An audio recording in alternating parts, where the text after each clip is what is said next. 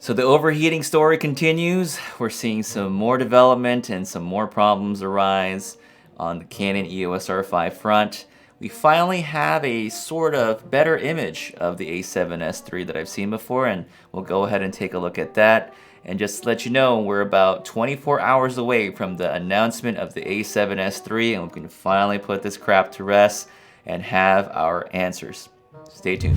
Hey, what's going on, everybody? It's That One Camera Guy back again with another newsroom roundup video for you. Just a heads up, I am going to be doing a live stream, but it's not just going to be me. It's going to be including the one and only Jason Vong. So if you haven't done so already, make sure you subscribe to Jason Vong if you're not already there. He and I will be doing a live stream on his channel. I am going to post one more video just to kind of direct you there on the morning of.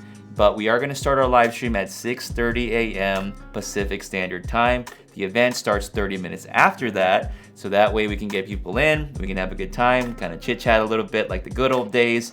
And it's really a fun time for those of you that have been following us for a while, especially with Monday Live and our Monday live streams. And I don't know if any of you guys remember our live stream from a long time ago, 2018, baby. I know. I don't know if you remember the A7 III announcement, the basic model.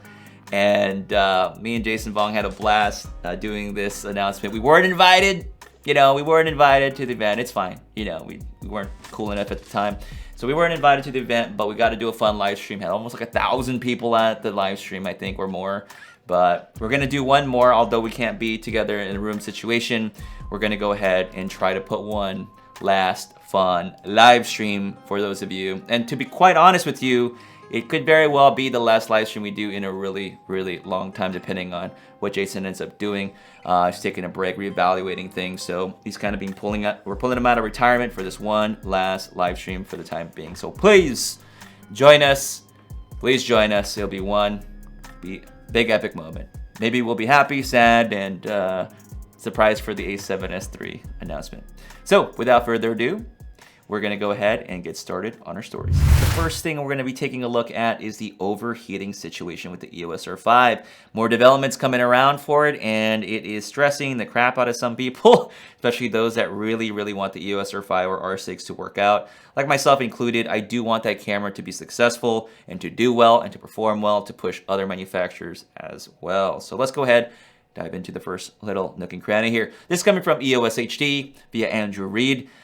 Title: Canon EOS R5 overheating warning occurs after 0 minutes following 1 hour photo shoot of 30 photos, says Gerald Undone. So here's Gerald's tweet. More bad news about the R5. Every minute that you spend taking photos with it reduces the time you can shoot high quality video. Today I shot photos for 1 hour in 30-degree summer weather, and by the end of it I switched to video and the overheat warning was on and 0 minutes remaining due to heat. Andrew says the Canon EOS R5's oversampled 4K and 8K are unavailable with a 0 minute overheating warning if the camera has been shooting a few stills beforehand in summer weather. Now this is, again, like I mentioned before, not something that's not new to Sony. I had the similar experience with like the A7R2 and the A9, some of the A6000 series bodies, where if you're doing some sort of hybrid mix, you were going to experience overheating. It was going to happen. And it really bothered me with the A7R2 because we're doing portrait shoots, and then I was only taking pictures out, obviously during the noonday, was summertime, and the camera had the overheating indicator come on. And so it was a bit alarming that I wasn't even doing video. And during this time, it was very strange. It was, I was a big proponent of bringing up the issues with the overheating. And there was other people out there too that were bringing it to everyone's attention. But then you had a subset of people that were saying things like, oh, this guy's over-exaggerating it. Why doesn't he just use a video camera? Why doesn't he just do this? Yada. He's paid by Nikon. I remember that. Okay, I remember all of that. It was rough, man. I would remember the hate was so strong that I was dealing with. I would be uploading a video, and as soon as I would upload a video, I'd have 10 dislikes right from the get-go. And I was like, man, some people are just waiting to dislike a video of mine right from the beginning. And you know what happened? When I was complaining about it, you know what happened?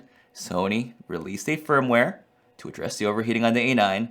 They also released a firmware for the 6300 and the A7R2 to improve the handling on the overheating. I don't think anybody remembers that. Maybe they do, maybe they don't. And I'll tell you, they did not like me. I found that out later from one of the people at the top. They did not like me about it. But I brought it up because it was a problem. And here I was, spending $4,500, and this isn't the original one that I had, but spent $4,500 on the A9, and overheated when I was at, a shoot that I needed the camera to work in, and it overheated. And people thought I was making it up, yada, yada, yada, all this BS and bull crap. And now, look what we have here. Canon's dealing with some of those growing pains. Sony has addressed the overheating problem as time has gone by. They know it's a problem. But Canon, as much as we can praise them, and I'm still all for them pushing the boundaries on the camera and them addressing the overheating from the beginning, just know, Canon's going to have to wither the criticism storm. They're just going to have to deal with it. And it's a fair criticism of the camera because it's overheating. So, hopefully it's a wake-up call for Canon. I don't know if the firmware can fix it or mitigate some of that heating issue, or it's going to have to be a next-gen full-frame mirrorless camera that's going to address the overheating in a better way. So let me know what you think about that specific area. But I think it is important to let Canon know it is an issue. I know there's a subset of people that say it's being blown over proportion, but you have to understand that there's going to be a lot of folks with this camera. That overheating stuff, it's going to happen. It's going to happen. So it's the unfortunate side. All right. To go along with this article that we just saw, there's a little video clip I wanted to show you from Tony and Chelsea Northrup's video. So let's jump to that right now. I'm going to back up slightly here. I know people are concerned about the overheating issues. I'm a hybrid shooter. I shoot some stills, I shoot some video. I've been shooting stills for about an hour pretty casually this morning, and when we went to take a video clip of a bird, it was already having overheating issues and said it would only give us 2 minutes of video time. So this particular comment from Chelsea is kind of adding on to what Gerald Undone was dealing with his particular unit. Just taking photos will impact the video aspect of the camera.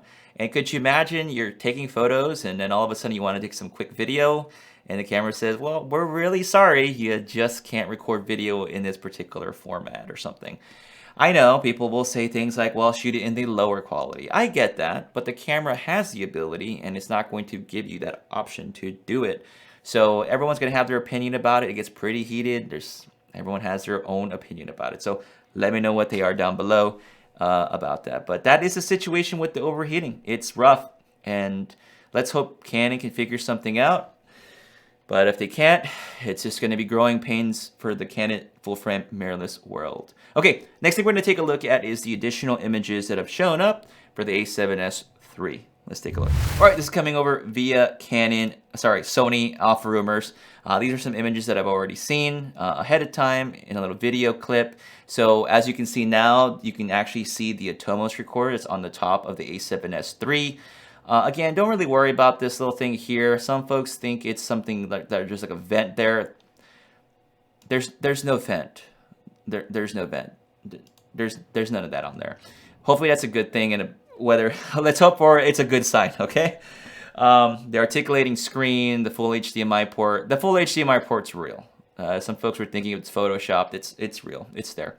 And then yeah. So something I noticed too that I didn't notice before, when I started looking at it more closely, is that the body is taller, right?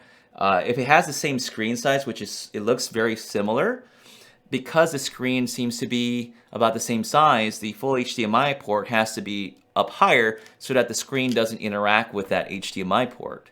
So now we're going to get a slightly taller and bigger body, which is going to be a net positive, I think, overall, if it has to do with sort of dealing with this overheating situation. So that could be a really good sign. So like I said, I'm all for the camera getting a little bit bigger. I don't have any problems with that personally, okay, if that's going to help resolve some of these issues, or maybe the body just even had to be bigger just to be able to accommodate the flip out screen. So I don't know. Let me know if you also feel that it looks a little taller as well. It seems taller to me, but maybe my eyes are playing with me in the actual image. But just me thinking about it out loud, the full HDMI would need to be a little bit taller. Now, moving down below, We can see here is an image of the memory card door that I mentioned earlier that I was talking about, that the side panel here was going to be a little bit longer, and that there was this little section there in the center that you push downwards. You push the side down, and it'll open the door. So it seems a little bit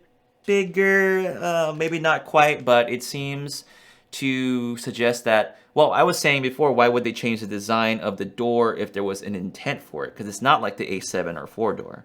So there could be a particular reason for it, and I'm assuming it might have to do with accommodating a different type of card. So I'm hoping that happens to be the case. So as far as wrapping it all up, it's been a long time coming. You know, we've been talking about rumors for the A7SIII for a really long time, and we're just about 24 hours away from the announcement. We'll find out for sure all the different specs and features of this camera. It's looking to be a 4K camera, 120 FPS. Hopefully the 10-bit 422 is internal. We have the higher bitrate options, all this really great stuff. I'm really hoping that they do still keep some really nice autofocusing features in the camera for photos as well. The hybrid stuff is always a good thing. I'm a really big proponent on that, but you know, we'll see what happens. Folks, let me know what you think down below. Don't forget to like, subscribe, and don't forget to join our live stream tomorrow or within 24 hours or so for the live event. That's going to do it for me, guys. I'll catch you in the next video. Peace.